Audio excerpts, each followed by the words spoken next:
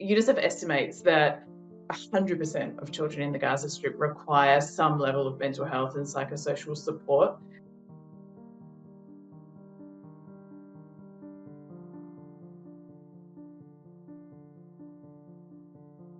In Gaza, the situation is beyond everything we've seen and heard in the recent, years or decades of humanitarian work. It's fright, it's beyond fear. It's constant fright. It's constant unpredictability, not knowing what's going to happen next, not knowing if you're going to be alive the next second. Children have experienced what we call compound trauma, so a traumatic event after traumatic event. And that's something we rarely, if ever, see, because if you think about another conflict, a child might experience a traumatic event and then be able to flee to safety. But in the case of Gaza, children are trapped and there's nowhere for them to go that is safe. As medical staff, we are trained to save lives, decrease suffering, to decrease pain. And yet, every time I've spoken to them, they really talk about the distress and the pain they see in patients and how they feel helpless. When I was talking to parents or children about their mental health, one of the first things that would always come up was fear and anxiety. One of the things that mothers often told me was that there was no way that they felt that they could reassure their child that everything was okay. One mum said to me, I can't even hold them and tell them that they're safe when they're with me, because I know even when they're in my arms, that doesn't mean that they're safe. And that is really heartbreaking, both for the mental health of the child and for the mother.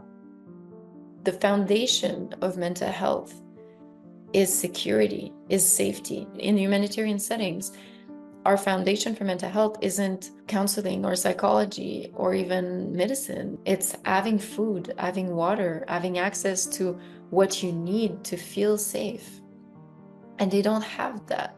Our ability to treat children's mental health when they're continuing to be in a situation that is unsafe is nearly impossible. In that context, what we can provide is minimal. There are things we can do for sure. We have been in the field hospital that we had. It sounds very simple, but welcoming the patients, listening to them, hearing their stories. And then we are offering counseling, working with different organizations and other stakeholders that are in Gaza.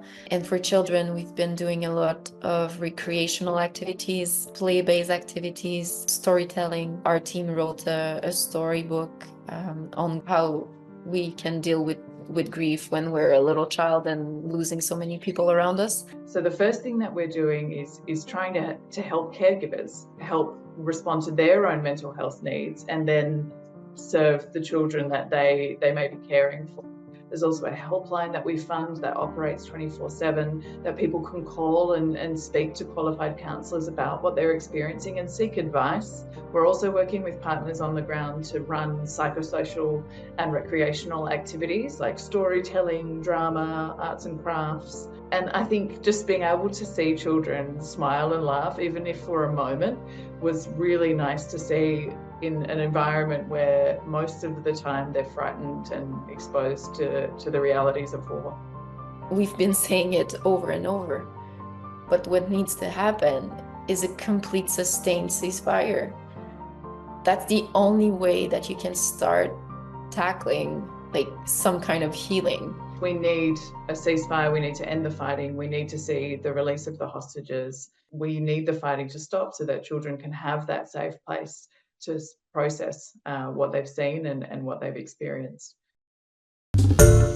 Hi everyone, George Stephanopoulos here. Thanks for checking out the ABC News YouTube channel. If you'd like to get more videos, show highlights, and watch live event coverage, click on the right over here to subscribe to our channel, and don't forget to download the ABC News app for breaking news alerts. Thanks for watching.